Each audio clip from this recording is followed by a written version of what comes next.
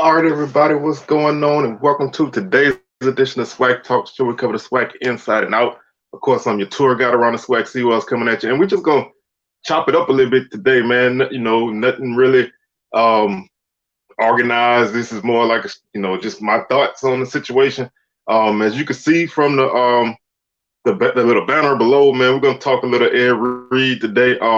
This is not to pile on him. This is not to say he was wrong, all right, at 100%.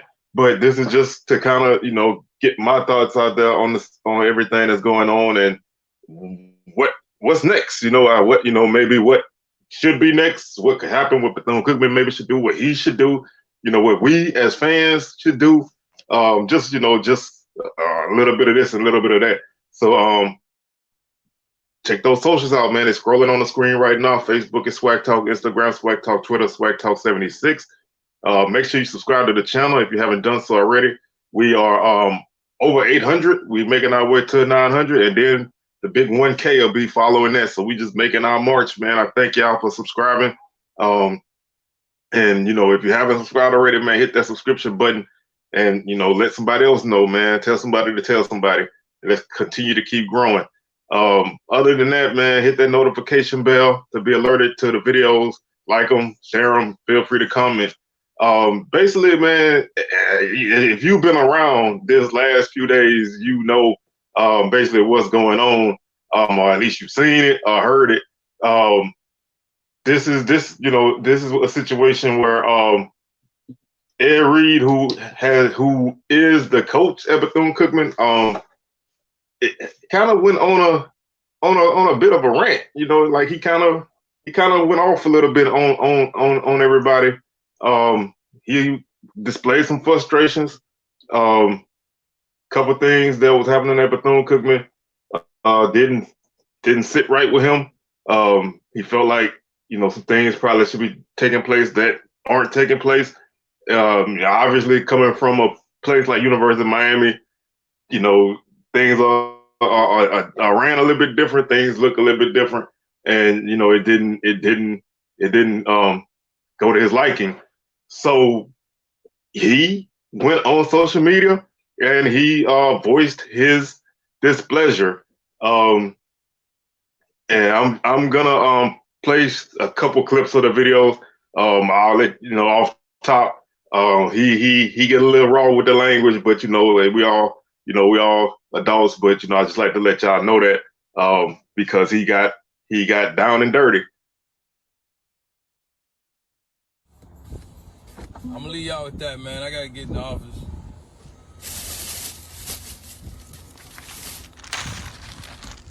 I hope y'all be blessed out there. 336, I see you, my bro. About to pull up in the office, bro. I gotta get out here. My guys already out here working. I've been here for a week and a half. I've been here for a week and a half and have done more than people that have been here in freaking years. And I'm not even hired yet. Damn shame. I holla. I'm out here walking with the football team, picking up trash. But I'm mutting us. Man, get out of here, man. I should leave. I'm not even under contract doing this. I'm mutting us? Man, get out of here, man. They mutt me. These motherfuckers ain't even clean my goddamn office when I got here. I'm mutting y'all? Get your ass, man. Come on, man. Come on, man. All this shit here was trash. Now he will ultimately apologize for his actions or his statements. So he tried to make right on that end. But I will start off by saying I understand his frustration. I mean, I don't know what the contract situation is. He said that he's not under contract yet. I don't know if I guess I assume those talks are progressing. Maybe he just had a bad day. You don't know what you don't really know what happened to lead up to that. To be that frustrated after a week, man, that says a lot about what you're getting yourself into. You may not have been mentally prepared for what you are gonna see. because truth be told, man, a lot of people already, if you are, in the HBCU world, you connected to SWAC sports and MEAC sports to an extent because Bethune-Cookman was a MEAC team. You knew that they, at various times they had some financial difficulties. They had some other difficulties, with the athletic department.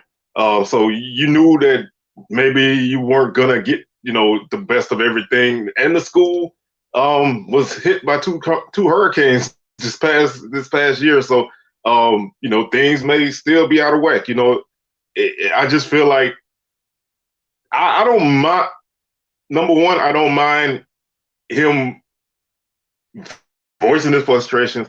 I feel like more so it should have been in person with the people in charge.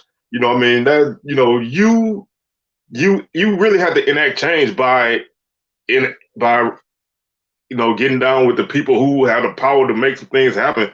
If the office ain't clean to your liking, there's somebody on that campus, AD, which to me is a separate issue. I'm not a big fan of having an athletic director coaching a sport because he's ultimately not available to go meet in his office and talk. He's in Louisiana coaching games. They were at home this past week, but this back and forth basketball, responsibilities and AD responsibilities. That's tough to me. But I think a situation like this, you have to sit down with the people who hired you. Yes, you can make things aware to the general public, but some issues I think deserve to be a closed door issue. Like I said, I don't have a problem with you feeling like like this ain't working right, or this is not what I was told would be. It comes off like you didn't know what you're getting yourself into, and I'm not saying that he didn't. I'm just saying that's how it seems, and ultimately, when you put things out there like that, man, it can be taken and ran with. I would suggest first and foremost, man, that this does not, these kind of things have to be like the last time. I mean, I don't mind, you videoing and going live with team meetings and practices and things like that. But I think this early in your tenure to put everybody on blast like that, man, that's not necessarily the best look out there. I think that you can, these things can be done a little bit better. Can things be fixed? Yes, they can be fixed. Apologizing is a good start. Some people feel like because you made a video voicing your frustration, you should have apologized on video. That's neither here nor there with me. I mean, to me, your actions go way further than any apology that you make. The main thing to do is to just, work. I mean, put your head down, work, get some good guys in this program, man. Make some things happen and build this program because they are, they need it. They need some help, man. This team has had a rough go of it the past couple of years. This was a coach brought in to get his program a spark, and they got a spark, but just not in the right way out the gate. I would really expect to not see any more of that, and just do whatever it takes to get the program on track. This does kind of go back to some of the things that I always felt were an issue with celebrity coaches, and I'm not gonna use this as a time to rant against that because that I've done that a few times. But to me, every guy that comes into a program is not actually ready for that kind of thing. You have to find a way to meet the needs of your program. Every program is different. Some guys can come in and fit in right away. Some people got to come in and they got to go through all kind of red tape and, people blocking this move, people blocking that move. It's like, I don't know what kind of moves he was trying to make or what he was trying to do. in this week and a half that he's been there that maybe they did not let him do. I mean, you don't know exactly what was going on, but I just feel like if you're gonna take these kind of jobs, man, you have to understand that there's a reason why these teams are the way they are, and you have to find a way to fix them, man, because that's your job. And I don't believe in, I don't believe in, shut up and coach or shut up and dribble. I'm not saying you can't speak out. I just feel like, there's ways to speak out and times to speak out. I just think this was not the right time and not the right way. The message is fine. If you feel like these kind of things aren't going the way they're supposed to, then that's fine. I would not necessarily lump everybody into one bucket. There's 107 HBCUs, so every one of them is not the same, you want to be careful with that kind of stuff. But he said what he said. He's a man. He stood by. He's. I'm not gonna say stood by what he said, but he said what he said, and he tried to make amends for it. I think the main thing that we have to keep, the main thing, so to speak, is that you don't want to cause a divide, man. People are really up in the air, up in arms. They get on social media and they go back and forth, one camp against the other, pro HBCU, pro celebrity coaches, whatever. And it creates a battle that doesn't need to be there right now. So I feel like, you put a little bit of extra attention that doesn't need to be there. You've been recruiting decently. I don't think they got too many commitments yet, but, I see you're starting to get those offers out there. And that's what it's all about right now, man. Getting this team in, getting the culture built, and ultimately winning football games. You win football games, you impact the lives of these young men, you get them, going in the right path, and you can start to impact change. I mean, your job is to coach football, but you're also a mentor and a leader of men. So you have to be careful what you do because you got guys watching. So to me, that leads to the what's next thing. So I've seen people say he needs to be fired. I don't think he needs to be fired. I think him and the administration do need to have a long talk.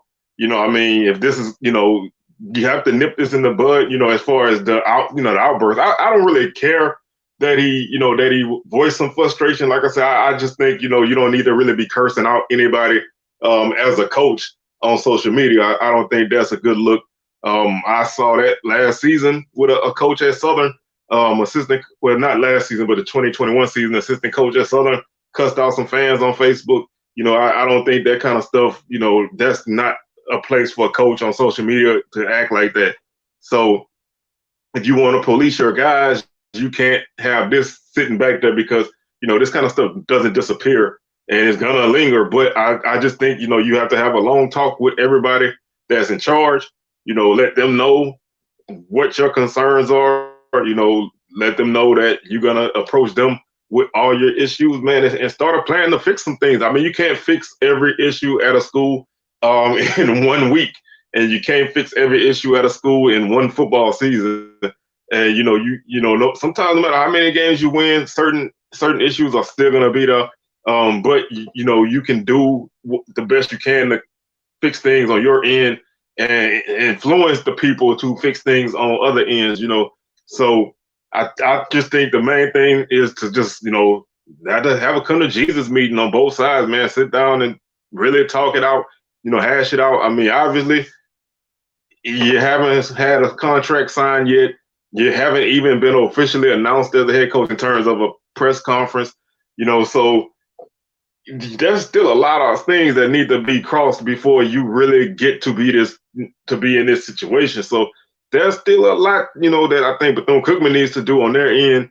And I think there's some things that Coach Reed needs to do on his end. So I think they both need to, work on some things and meet in the middle. And, maybe you can come to a conclusion that can solve some of these issues that he's having.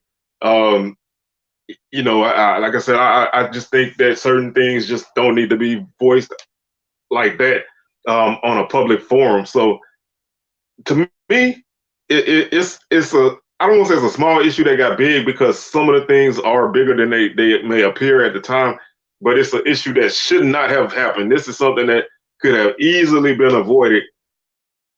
And it needs to not happen again. You know, I think, you know, I'm not, you know, I kind of believe in, you know, 3 strikes and you're out, but you don't want to have another situation like this. I think this is a one-time thing that needs to, you know, be over and done and never happen again. You know, I'm one of the biggest people to encourage coaches and programs to use social media, but there's ways and times to do it, and that just was not one of them.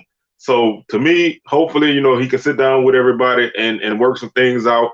Talk to Coach Steels, the athletic director, and try to get some things situated there. Talk to whoever else he needs to talk to, and you know, maybe come up with something that can be more to his liking, and more to their liking. You know, because it's a give and take thing. It's not just, you know, just him being satisfied. Both sides have to be satisfied. And I mean, if you can't come to a conclusion, then maybe it is best to part ways. I mean, sometimes, you know, sometimes a marriage can't be saved. You know what I mean? You sometimes, you know, you can't work it out no matter what you try, but it's too early for that. I think this is one of those times you have to go to counseling and talk this thing over and come up with something to make it work. So I just wanted to pop in here, man, and chop it up with y'all a little bit about this. This is a big it's a SWAC issue, man. You know, hey, what's SWAC without controversy and drama? So we got it. Hopefully we won't get it no more. And we'll be back on Thursday with SWAC Smoke live 6 p.m. Central, 7 p.m. Eastern. So make sure you check that out. And then Sunday we'll recap the games from tonight and the games from Saturday. We'll kind of go over those scores and preview the upcoming games. So a lot of things coming, man. Gonna talk some transfer portal at some point. You know, with the new rules being introduced, we're gonna talk that and much more. Recruiting signing day is only a couple of weeks away, so there's a lot to talk about. So make sure y'all stay locked in the SWAC Talk, and man, we up out of here. So make sure y'all hit that box to subscribe. Check out the videos that are up there, and just make sure y'all keep it locked in, and we'll catch y'all on the rebound. Peace.